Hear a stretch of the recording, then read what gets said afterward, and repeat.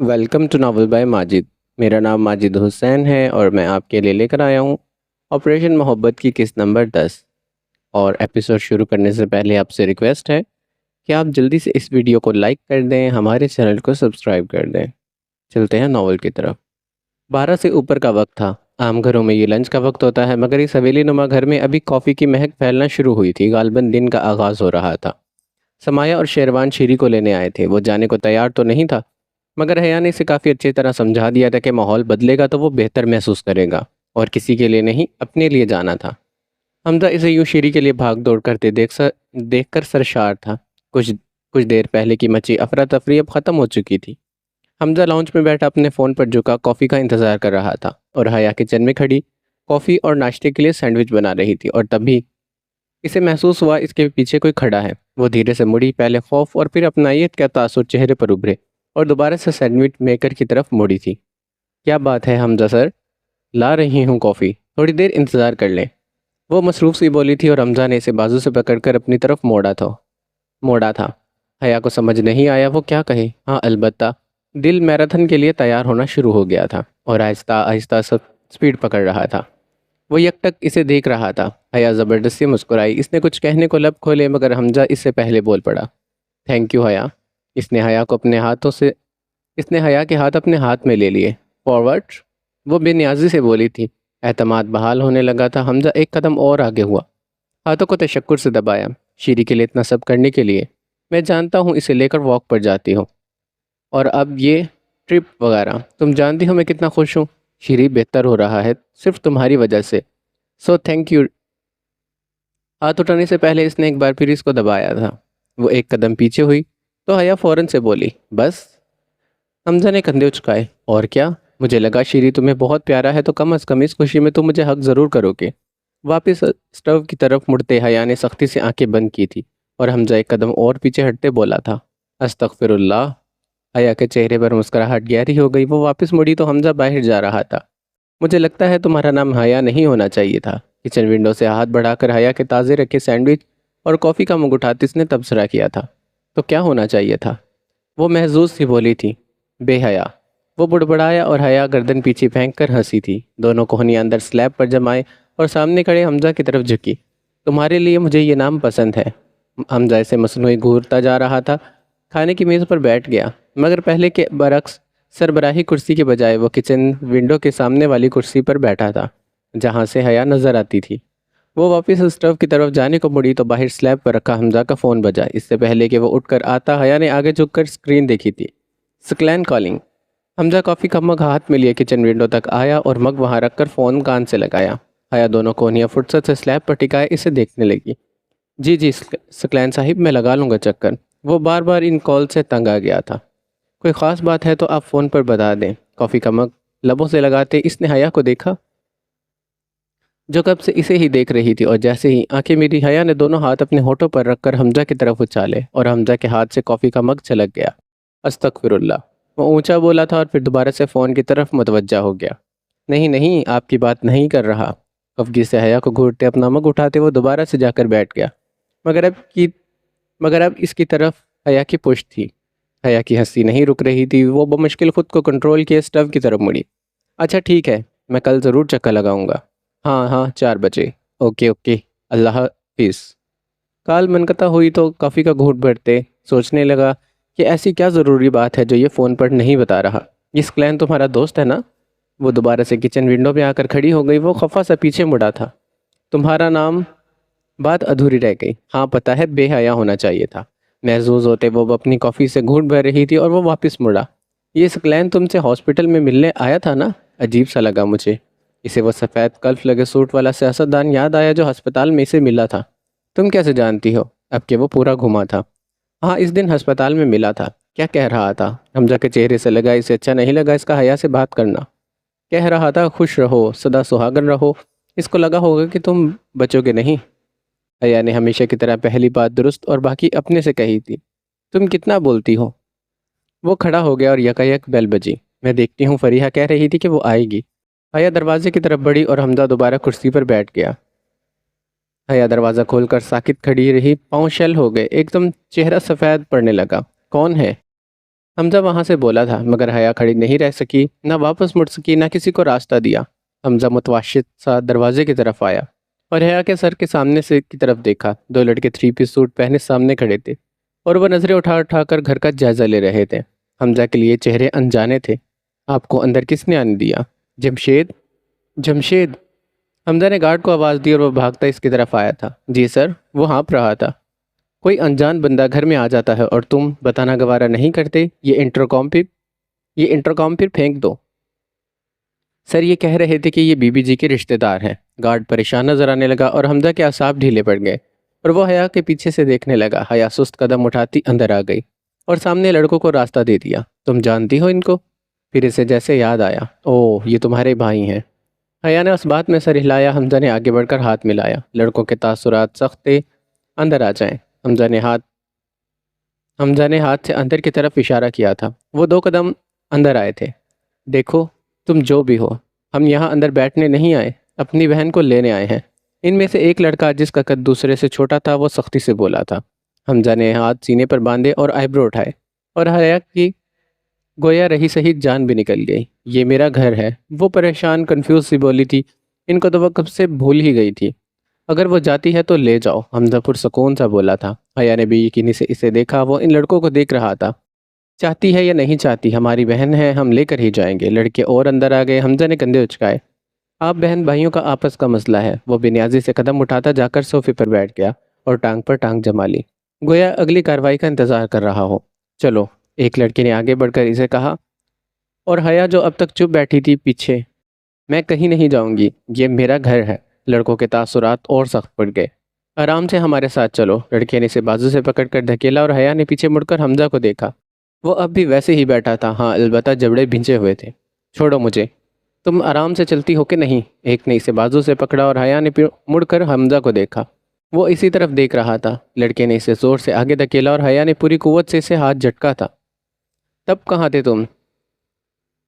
کہاں تھے تم لوگ جب میں اور بابا اکیلے تھے؟ روز تمہارا انتظار کرتے تھے۔ وہ 2 قدم پیچھے ہوئی تھی، نفرت اور حقارت سے ان کی آنکھوں میں آنکھیں ڈال کر کھڑی تھی۔ اب مجھے ہاتھ بھی مت لگانا، وہ انگلی اٹھا کر بولی تھی۔ پاکستان آتے ہی بہت قصے سنے ہیں ہم نے تمہارے۔ پھر لڑکے نے صوفے پر بیٹھے حمزہ کی طرف دیکھا۔ بہت عیاشی کر لی تم نے یہاں، بے شرم عورت۔ ایک آنسو حیا کی آنکھ سے ٹوٹتا گال پر پھسلا۔ حمزہ کی ٹانگ تیزی سے ہلنے لگی۔ وہ شوہر ہے میرا۔ اس کی عزت پر بات آئی تو وہ زور سے چلائی تھی۔ سنا تم نے؟ یہ آدمی، حمزہ کی طرف ہاتھ اٹھا کر اشارہ کیا، یہ میرا شوہر ہے۔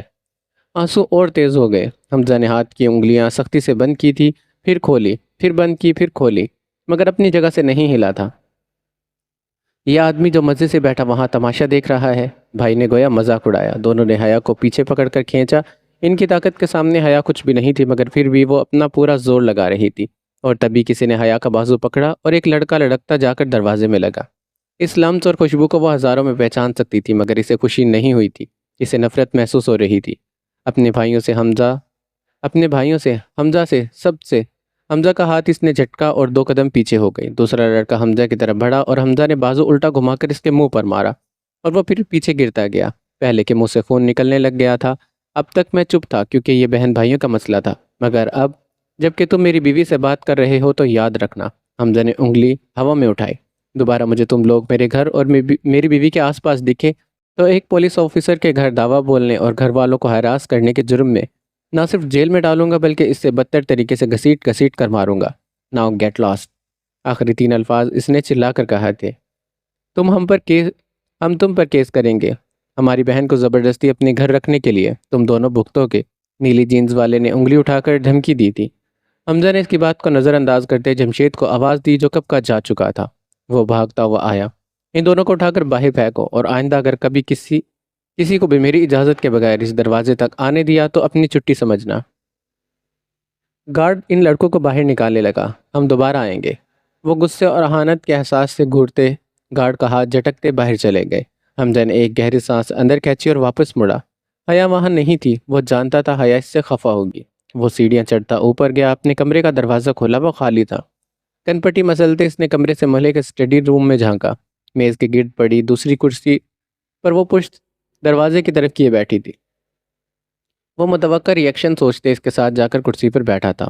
وہ ایک کتاب پر سر جھکائے بیٹھی تھی۔ تم ٹھیک ہو؟ سامنے شیف پر لگی کتابوں کو دیکھتے اس نے آہستہ سے پوچھا اور حیا نے سر اٹھایا۔ گردن موڑ کر حمزہ کی طرف دیکھا تھا۔ تمہیں کیا لگا میں کہیں پڑی رو رہی ہوں گی؟ نفی میں سر ہلاتی کرسی گھما کر وہ اس کی طرف مڑی تھی۔ حمزہ، اللہ نے تم مردوں کو ہم پر حاکم بنایا ہے مگر جابر حاکم نہیں بنایا۔ حمزہ چپ بیٹھا سنتا رہا۔ اللہ نے مردوں کو حاکم بنایا ہے اور ہمیں رعایا۔ اس نے اپنی طرف انگلی کی۔ تم ملک اور ہم ملکیت نہیں ہیں۔ ملکیت کا تصور آقا اور غلام کا ہے اور بیوی بہن یا بیٹی غلام نہیں ہوتی۔ پھر وہ حمزہ کی آنکھوں میں جھانکتے بولی تھی، رعایا کو اپنے حقوق معلوم ہو تو وہ کبھی ظلم نہیں سہتی۔ حمزہ کو سمجھ نہیں آئی تھی کہ وہ کیا کہنا چاہتی ہے۔ میں جب اس کوٹھے پر لے جائی گئی تھی تو بہت روئی تھی، بہت شکوے کیے تھے اللہ سے، پھر تم لے کر آئے، مجھ سے نکاح کیا۔ نکاح کی بات پر حمزہ نظریں چرا گیا۔ تب بھی میں بہت روئی، تم نے مجھ پر ہاتھ اٹھایا، بہت دل ٹوٹا، لگا دنیا کی سب سے مظلوم لڑکی میں ہوں۔ بہت بد دعائیں دی تمہیں۔ وہ چپ ہوئی۔ حمزہ اب اس کی طرف مڑ کر کھلی کتاب کو دیکھتا اس کی بات سن رہا تھا۔ اس گھر سے جانے اور واپس آنے تک میں نے بہت کچھ سیکھا ہے حمزہ، کوئی اور وقت ہوتا تو شاید میں ٹوٹ چکی ہوتی، پر اب میں سمجھ گئی ہوں کہ ہمارے اوپر ایک خدا ہے۔ اس نے انگلی آسمان کی طرف اٹھائی، جو کبھی غلط فیصلے نہیں کرتا۔ میں اس کوٹھے پر ان لوگوں کی سازش سے لے جائی گئی تھی۔ ان کو لگا ان کا پلان کامیاب ہوا ہے، پر حمزہ یہ اللہ کا پلان تھا۔ اللہ نے مجھے تم سے ملوانا تھا، اس گھر میں لانا تھا، تمہاری منکوحہ بنانا تھا۔ حمزہ محض سر ہلا سکا۔ میں یہاں سے چلی گئی تھی، پھر واپس آئی اور سوچ لیا اب یہاں سے کبھی نہیں جاؤں گی، کیونکہ یہ میرا گھر ہے۔ جس انسان کو کبھی دیکھا نہیں تھا، سوچا نہیں تھا، اللہ نے اسے میرے لیے چنا تھا۔ پھر اس نے حمزہ کی طرف انگلی کی۔ اللہ نے تمہیں میرے لیے چنا ہے اور تم میرے محافظ ہو، تمہیں میری حفاظت کرنی ہے۔ وہ سانس لینے کو رکی۔ محافظ، حفاظت، یہ الفاظ حمزہ کے دماغ میں جا کر لگے تھے۔ رانیاں، ماما، بابا، وہ ان کا بھی محافظ تھا اور حفاظت نہیں کر سکا۔ آنکھوں میں سرخ دھاریاں بڑھنے لگی، دل بھاری ہو گیا، گلے میں کچھ اٹک گیا تھا، وہ ضبط کیے رہا۔ ہم اکثر اللہ سے شکوہ کرتے ہیں کہ فلاں مجھے چھوڑ گیا، فلاں نے مجھے دھوکہ دیا، مجھ پر ظلم کیا، پر حمزہ ہمیں چھوڑنے کا فیصلہ اس انسان کا نہیں ہوتا، اللہ اس کے دل میں ڈالتا ہے۔ اللہ ہمارے لیے وہ مسائل کھڑے کرتا ہے تاکہ ہمیں مضبوط بنا سکے یا اس سے بہتر انسان سے ملوا سکے۔ اگر میں ان لوگوں میں نہ پھنستی تو شاید آج کسی اور کی بیوی ہوتی اور شاید خوش بھی ہوتی، مگر جو جینے کا سبق میں نے ڈاکٹر ہارون سے سیکھا اور آج جو میں خود کی تلاش میں، اپنے مقصد کی تلاش میں نکلی ہوں، کبھی یہ سب سمجھ نہ پاتی، میں ایک بے مقصد زندگی گزار کر مر جاتی۔ حمزہ، اللہ نے ہم سے بڑے بڑے کام لینے ہوتے ہیں، تبھی وہ ہمیں چھوٹے چکروں سے نکال لیتا ہے۔ تمہیں رانیہ سے پتہ چلا ہے کیوں دور کیا گیا؟ وہ جانتی تھی تذکرہ تکلیف دہ ہے، پر وہ بولتی گئی۔ حمزہ کے دل کا بوجھ اور بڑھ گیا۔ حمزہ کا وجود گویا جلنے لگا۔ حفاظت، محافظ، رانیہ، ماما، بابا، الفاظ گونج گونج کر واپس لوٹ رہے تھے۔ اف، کون سے زخموں کو حیا نے کریدا ہے تاکہ تمہیں مجھ سے ملوا سکے۔ اگر وہ تمہاری بیوی ہوتی تو تم مجھ سے کبھی نکاح نہ کرتے۔ میں یہ نہیں کہتی میں رانیہ سے بہتر ہوں، پر شاید اللہ نے مجھے تمہارے لیے لکھا تھا۔ وہ تھوڑی دیر کے لیے اس کے بدلے تاثرات دیکھتے رہی، پھر کتاب وہیں میز پر چھوڑے اور وقار سے قدم اٹھاتی وہ باہر نکل گئی۔ حمزہ کے خود کو رانیہ کی موت کا ذمہ دار سمجھنے والی سوچ کے گھڑے میں حیا نے آ کر سوراخ کر دیا تھا۔ اب اسٹڈی روم سے باہر آؤ تو حیا کمرہ کھول کر اندر جا رہی تھی۔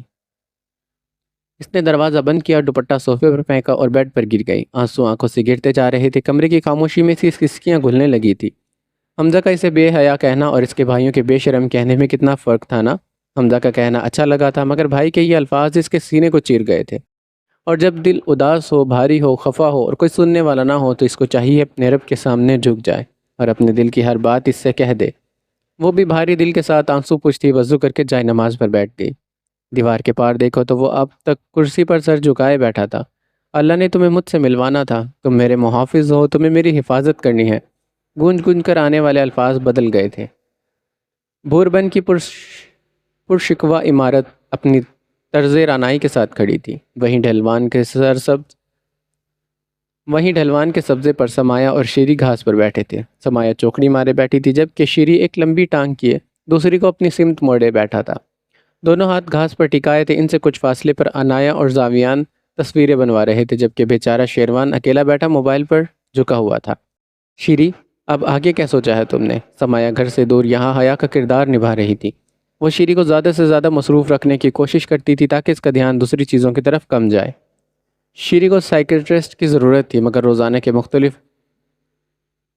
موٹیویشنل لیکچر اس کے ول پاور کو بڑھاتے جا رہے تھے۔ وہ خود اس زہر سے دور ہوتا جا رہا تھا۔ کرنا کیا ہے؟ واپس جائیں گے، بہت سے کیسز ہیں، ان کو دیکھیں گے۔ وہ ایک ہاتھ ہوا میں اٹھاتا بولا تھا، کیریئر کا بتاؤ؟ سمایا نے گھاس کو زمین سے کھینچتے پوچھا تو شیری قدرے حیرت سے سیدھا ہوا تھا۔ تو میری جان، یہ کیریئر نہیں ہے؟ سمایا نے اپنا فون والا ہاتھ اس کے بازو پر مارا۔ یہ چیپ لفظ مجھے نہیں بولا کرو۔ اور وہ ہنسا۔ بھائی، یہ محبت کا اظہار ہوتا ہے۔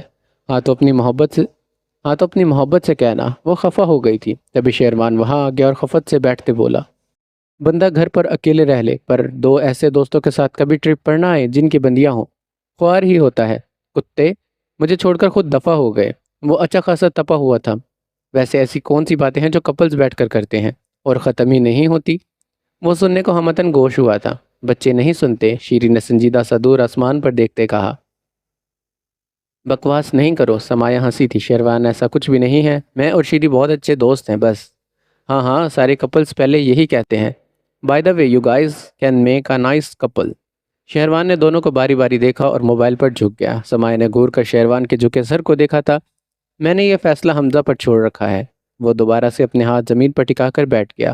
اور میں نے تم پر، سمایا نے کہنا چاہا مگر بس مسکرا کر رہ گئی۔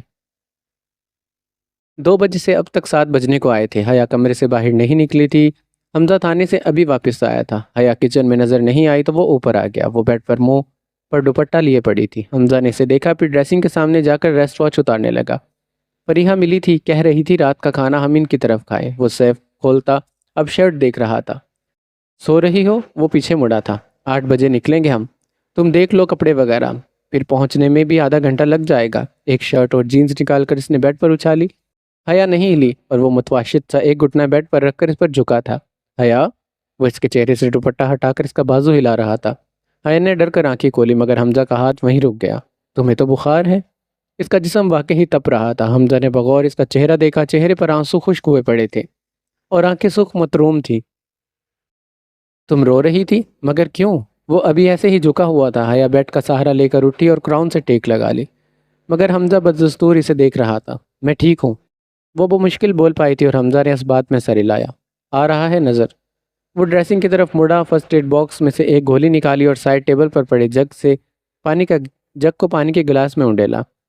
وہ گولی اور گلاس حیا کو تھماتے بولا، تم آرام کرو۔ حیا نے گولی پانی کے ساتھ اندر اتاری اور گلاس واپس اسے پکڑا دیا۔ میں فریحہ سے معذرت کر لوں گا کہ میرے کونے میں پڑھ کر نہ رونے والی بیوی رو رو کر بخار میں تپ رہی ہے۔ اس نے گلاس حیا کے ہاتھ سے تھاما اور بیڈ سے اترا۔ آئی بڑی بخار میں تپتی حیا کے کانوں نے واضح سنا اور ماتھے پر بل پڑ گئے۔ بدتمیز۔ یہ چھوٹا سا چکور کمرہ تھا جو سکلین مینشن کے ڈرائنگ روم کہلاتا تھا۔ حمزہ ہاتھ صوفے کے پشت پر پھیلائے ٹانگ پر ٹانگ ڈھرے، ٹی شرٹ اور اس پر بلیئرز پہنے سامنے سکلین کی باتیں سن رہا تھا جو اس سے کسی فائرنگ پر ہونے والے حادثے کا تذکرہ کر رہا تھا۔ حمزہ محض مسکرانے اور سر ہلانے پر اکتفا کر رہا تھا۔ حمزہ، تم ہمارے بہت اچھے دوست ہو لیکن کھچے کھچے رہتے ہو۔ سکلین نے کباب کی ٹرے حمزہ کی طرف بڑھائی اور حمزہ نے ایک کباب اٹھاتے شکریہ کہا۔ کیا ہے نا سکلین صاحب، بندہ سیاستدانوں سے جتنا دور رہے بہتر ہے، ورنہ یہ اپنے ساتھ آپ کو بھی ڈبو جاتے ہیں۔ وہ مسکراتے کہہ رہا تھا اور سکلین نے کہکا لگایا۔ اسمارٹ بائے، ہاں الحمدللہ۔ کباب منہ میں رکھتے اس نے خدا کا شکر ادا کیا۔ سکلین نے مجھوں کو تاؤ دیا، پر یہ نقلی خسروں کے گروہ کی خبر میں نے تمہیں دی تھی۔ وہ بدستور اپنی مونچھ ایک طرف گھما رہا تھا۔ حمزہ نے چائے کا کپ میز پر رکھا اور دوبارہ سے ٹانگ پر ٹانگ جمائی۔ جی، اور یہ بھی جانتا ہوں کہ یہ گروہ آپ کے حریف کے کوئی قریبی لوگ چلا رہے ہیں۔ آپ نے اسی کو نیچے دکھانے کے لیے یہ کیا سب کچھ۔ وہ اطمینان سے بولا تو سکلین کی مسکراہٹ اور گہری ہو گئی۔ یہ جو تم ایک قدم آگے رہتے ہو نا، یہ تمہاری بات مجھے اچھی لگتی ہے۔ وہ اسے سراہنے کے انداز میں بولے اور حمزہ نے سر کو خم دیا۔ شکریہ۔ اب بتاؤ، بی بی حاجن کو کب رہا کر رہے ہو؟ سکلین نے ایک اور ثابت کباب منہ میں رکھتے پوچھا اور حمزہ کی مسکراہٹ سمٹی تھی۔ اس کا فیصلہ عدالت کرے گی۔ وہ یکدم سنجیدہ نظر آنے لگا تھا۔ میں فیصلہ کر رہا ہوں، اسے چھوڑ دو۔ سکلین نے کباب کی پلیٹ کی طرف اشارہ کرتے اطمینان سے کہا اور حمزہ کے چہرے پر مسکراہٹ واپس آئی تھی۔ تو یہ کام تھا جس کے لیے اتنی جلدی مچا رہے تھے، مگر افسوس سکلین صاحب، اس کا فیصلہ عدالت ہی کرے گی۔ وہ اب مطمئن نظر آنے لگ گیا تھا۔ حمزہ، مجھے کل وہ آزاد چاہیے، وہ بڑے کام کا بندہ ہے یا بندی ہے، واٹ ایور۔ سکلین نے ہوا میں ہاتھ مارا۔ مجھے وہ آزاد چاہیے کل صبح۔ ایک ایک لفظ پر زور دیتے وہ آگے کو جھکا۔ حمزہ نے صوفے کے پشت سے ہاتھ ہٹایا اور اسی کے انداز میں آگے جھکا۔ میں بتا چکا ہوں، اس کا فیصلہ عدالت کرے گی۔ کس کس کو مارو گے حمزہ؟ سکلین مسکراتے سیدھا ہوا تھا۔ حمزہ نے نہ سمجھی کے انداز میں اسے دیکھا۔ مطلب واضح ہے بیٹا، پہلے اپنی منگیتر، پھر ماں باپ، اور یہ تمہارے بھائی، کس کس کو مارو گے؟ وہ حمزہ کی آنکھوں میں آنکھیں ڈالے بولا تھا، چہرے پر مسکراہٹ ہنوز برقرار تھی۔ حمزہ کو لگا جیسے کسی نے اس کے سینے پر برچھی اتار دی ہو۔ وہ یکدم بہت سنجیدہ نظر آنے لگا، چہرے کا تناؤ بڑھ گیا تھا۔ آپ مجھے دھمکی دے رہے ہیں؟ نہیں، اصلیت بتا رہا ہوں، تمہاری بیوی بہت معصوم ہے۔ حمزہ کی انگلیاں صوفے کی پشت پر دھنسی چلی گئیں، سر درد سے پھٹنے لگا۔ میں نے کسی کو نہیں مارا، وہ مشکل بول پایا تھا، اور سکلین نے کہکا لگایا۔ آف کورس تم نے نہیں مارا، مگر ذمہ دار تم ہو، تمہاری فضول کی ضد۔ اب کی آواز کرخت ہو گئی۔ حمزہ کے گلے میں گلٹی بھر کر ابری تھی، آنکھوں میں خون اترنے لگا۔ اس نے دونوں کنپٹیوں کو سہلایا تھا۔ مجھے وہ بی بی حاجن کل تک باہر چاہیے، ورنہ انجام کے ذمہ دار ہمیشہ کی طرح تم خود ہوگے۔ وہ اپنی قمیض جھاڑتا روحانیت سے کھڑا ہوا تھا۔ قاتل، آخری الفاظ حمزہ کے کانوں میں گئے تھے، اور وہ تیز تیز قدم اٹھاتا گاڑی تک آیا۔ قاتل قاتل قاتل، الفاظ گونجنے لگے، اعصاب شل ہو گئے، خون کھولنے لگا۔ اس کا ایک دل چاہا وہ سب کچھ برباد کر دے، تہس نہس کر دے۔ سب منظر نظروں کے سامنے سے گھومنے لگے، رانیہ، ماں، بابا، قاتل قاتل قاتل۔ حیا آج کمرے سے باہر نہیں نکلی تھی، ظہر ہونے میں بھی وقت تھا، اس کی طبیعت سنبھلی تھی۔ وہ نیچے آئی، کچن کا چکر لگایا، وہاں باہر سے منگوائے کھانے کے ڈبے پڑے تھے، ایسے ہی ڈبے اس کی میز اور اوپر کمرے میں بھی پڑے تھے، جو یقیناً حمزہ اس کے لیے رکھ کر گیا تھا۔ وہ اس کا خیال رکھ رہا تھا۔ حیا مسکراتی لاؤنج میں آ کر بیٹھ گئی۔ حمزہ کو 11 بجے سکلین کی طرف جانا تھا، وہ جانتی تھی۔ بھوک کا احساس بڑھنے لگا تو اپنے لیے ٹوسٹ بنایا، وہ کچن میں آ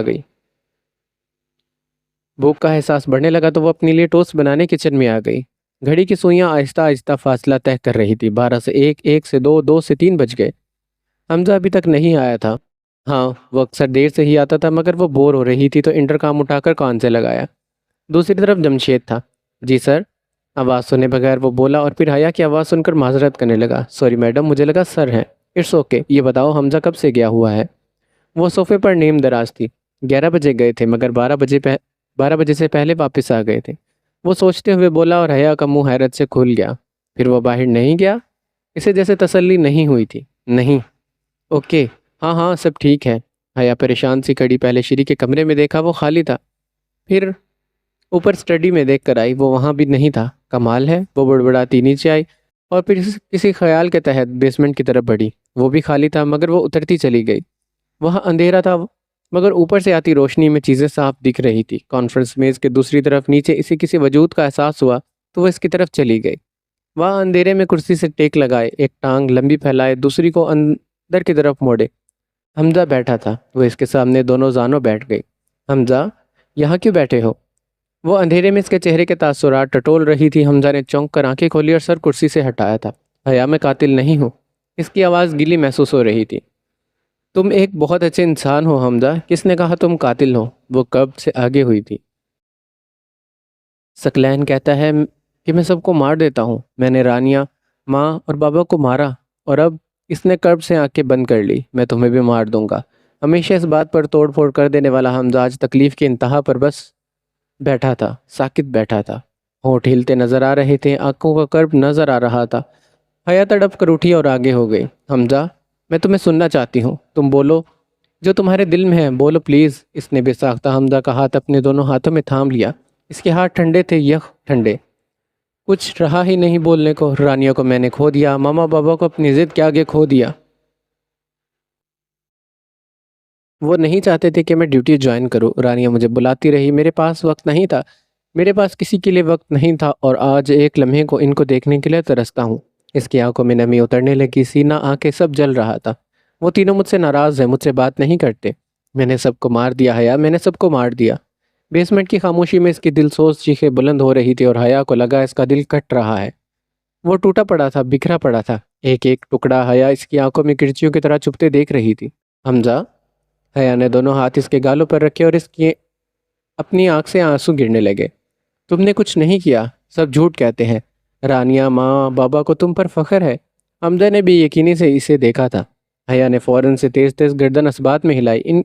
ان کو اپنے حمزہ پر فخر ہے۔ حمزہ نے اپنی خود غرضی کے پیچھے لاکھوں لوگوں کی جان داؤ پر نہیں لگائی۔ نہیں، ان کو مجھ سے نفرت ہے، سب مجھے ان کا قاتل سمجھتے ہیں۔ آنسو اس کی آنکھوں کے کونے سے چمکنے لگے تھے۔ میں نہیں سمجھتی۔ حیا نے پیچھے ہوتے اس کے ہاتھ کو اپنے ہاتھ میں دبایا۔ حمزہ کے تنے اعصاب ڈھیلے پڑ گئے۔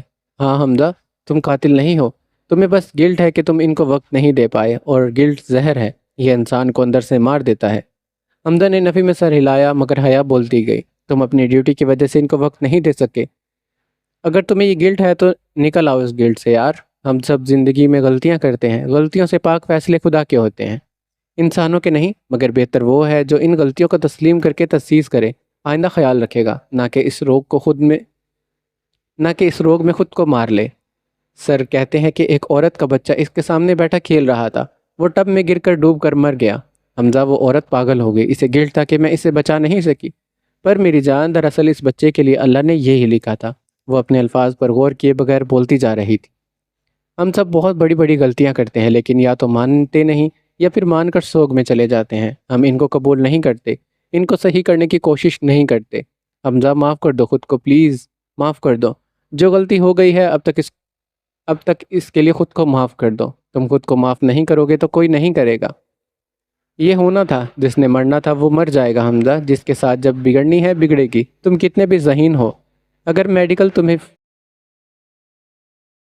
میڈیکل تمہاری فیلڈ نہیں ہے تم کامیاب نہیں ہوگے، تم کتنا بھی پیار دو۔ اگر اللہ نے وہ انسان تمہارے لیے نہیں چنا تو وہ کبھی تمہارا نہیں ہوگا۔ پھر بہانہ کچھ بھی بن جائے، ہم ذمہ دار نہیں ہوتے۔ ہم لوگوں کو معاف کرتے ہیں، لوگوں سے معافیا مانگتے ہیں، پر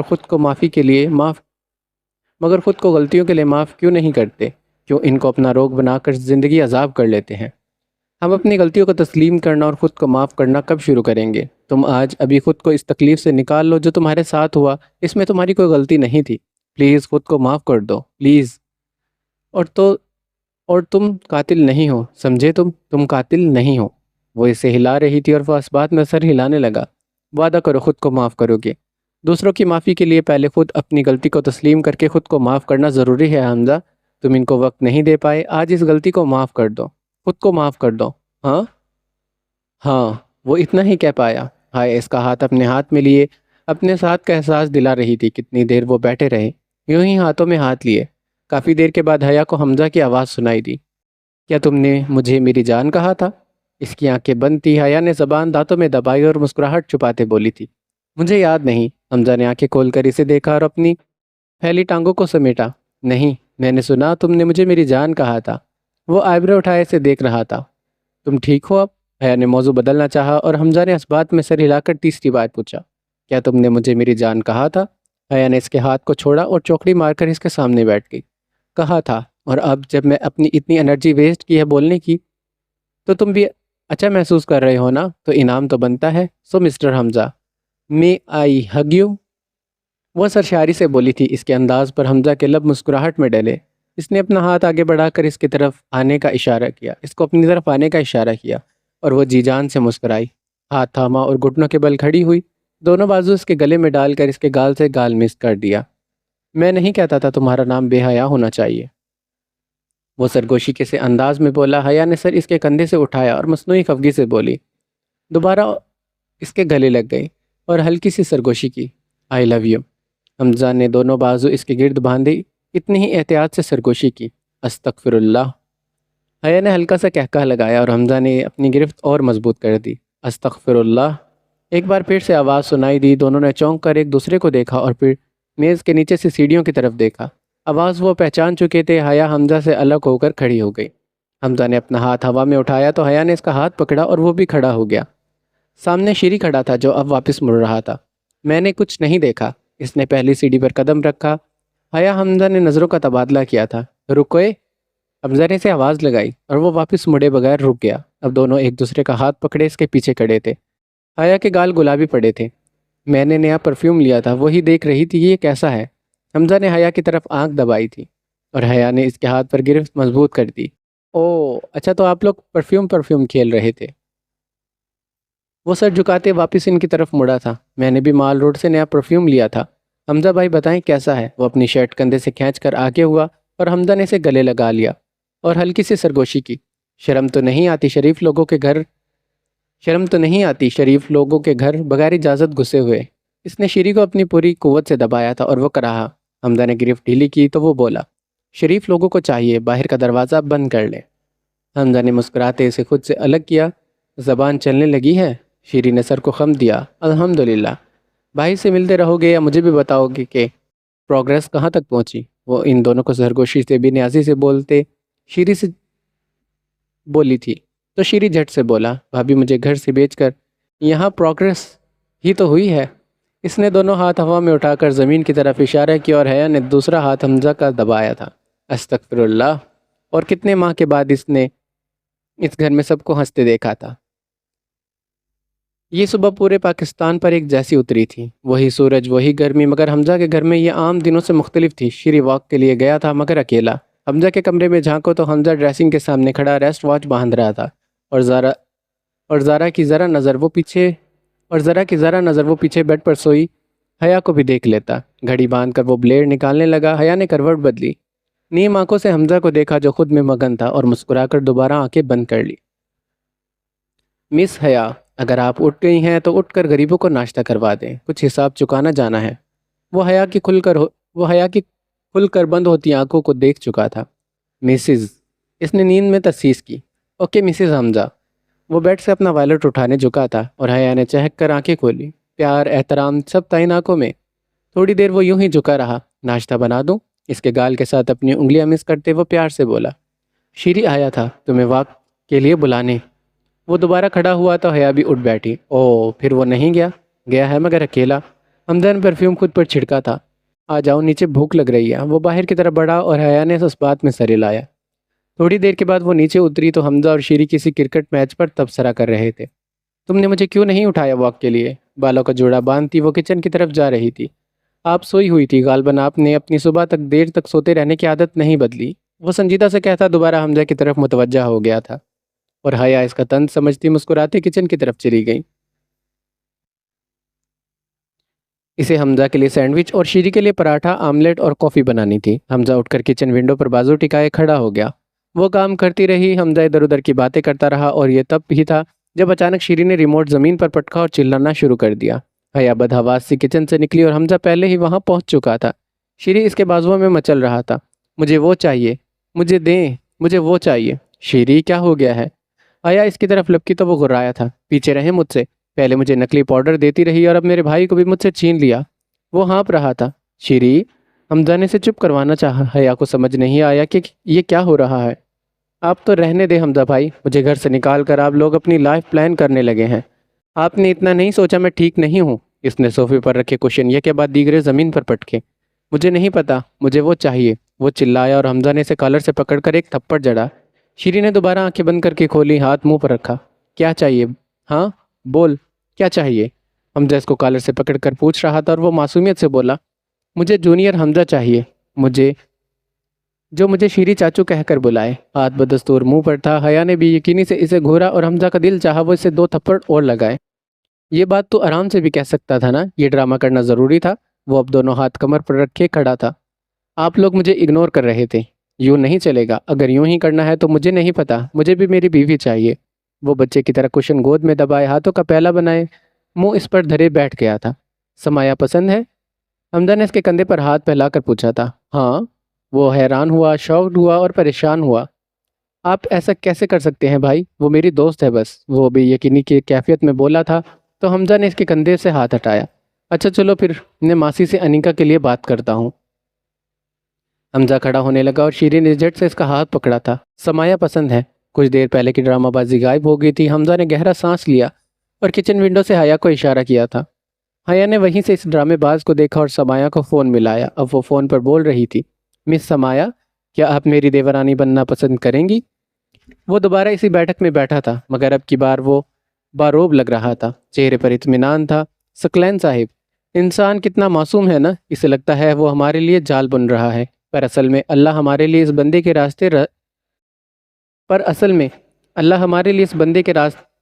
بندے کے ذریعے راستہ بنا رہا ہوتا ہے۔ ثقلین کو سمجھ نہیں آئی وہ کیا کہنا چاہتا ہے، پر حمزہ کا اشارہ ثقلین کی باتوں کی وجہ سے حیا کے ساتھ اس کے رشتے کی ابتدا کی طرف تھا۔ ثقلین بیزار نظر آتا تھا۔ آپ کی حاجن بی بی کا ٹرائل شروع ہو جائے گا کل، اور ہم کوشش کریں گے معصوم لڑکیوں کے دھندے اور ڈرگ ڈیلنگ کے جرم، قتل وغیرہ ملا کر 2 بار پھانسی کی سزا تو ضرور ہو۔ وہ مسکرا کر کھڑا ہوا۔ ثقلین نے کچھ کہنے کو لب کھولے تو حمزہ بولا تھا، اور ہاں آپ کے ایک اسکینڈل کی ویڈیو ہے میرے پاس؟ اس نے سوچنے کے انداز میں ناخن سے آئیبرو کھجائی تھی۔ غالباً کسی کلب کی ویڈیو ہے، وہ خود ہی سر ہلاتے بولا تھا۔ اسکلین کے منہ پر ایک رنگ آ رہا تھا اور ایک جا رہا تھا۔ میں تمہیں، وہ اہانت سے انگلی اٹھاتا آگے بڑھا اور حمزہ نے دونوں ہاتھ سینے پر باندھے تھے۔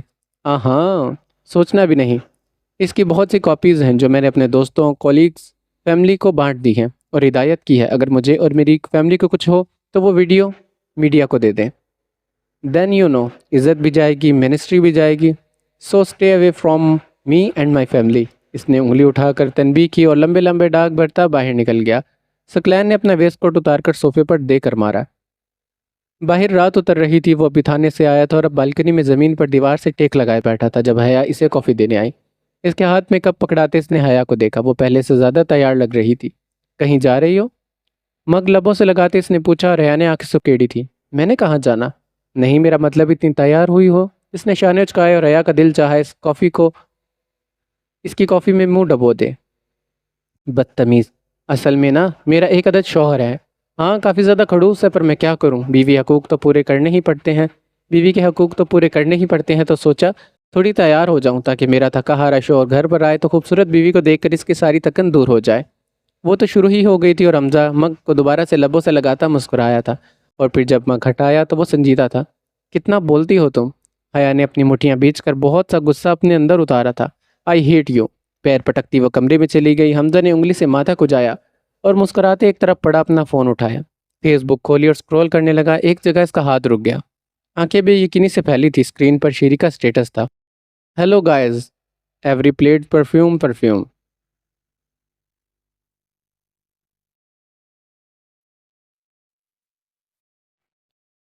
I learn this game from my بھائی دی گریٹ حمزہ بھائی، اور آگے ونک ایموجی تھا اور نیچے 11 کمنٹس نظر آ رہے تھے۔ کافی کا مگ ایک طرف رکھتے اس نے کمنٹ سیکشن کھولا۔ سب سے پہلا کمنٹ انیکا کا تھا، مجھے یقین نہیں آتا حمزہ بھائی کوئی گیم کھیلتے ہوں گے، وہ تھوڑا بورنگ سے ہیں۔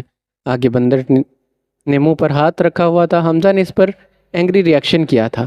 نیچے شیری نے حمزہ کو مینشن کر رکھا تھا، حمزہ بھائی انیکا کچھ کہہ رہی ہے۔ اور بھی کمنٹس تھے مگر حمزہ نے پوسٹ کا اسکرین شاٹ لیا اور شیری کو واٹس ایپ کیا۔ کیا ہے یہ؟ ساتھ ہی اسکرین پر شیری کا جواب ہو رہا، اسے سٹیٹس کہتے ہیں بھائی۔ اور حمزہ دوسرے ہاتھ میں مگ اٹھاتے کھڑا ہوا، اب وہ وائس میسج بھیج رہا تھا، ڈیلیٹ کرو اسے ابھی، سوری بھائی۔ شیری اپنے الفاظ کبھی واپس نہیں لیتا۔ ساتھ ہی ونک ایموجی تھا، شیری یو ول ریگریٹ دس۔ حمزہ نے اسے ڈرانا چاہا تھا، بھائی بھابھی کہتی ہیں پچھتاوے ہمیں اندر سے مار دیتے ہیں، اسی لیے اب میں پچھتاتا نہیں ہوں۔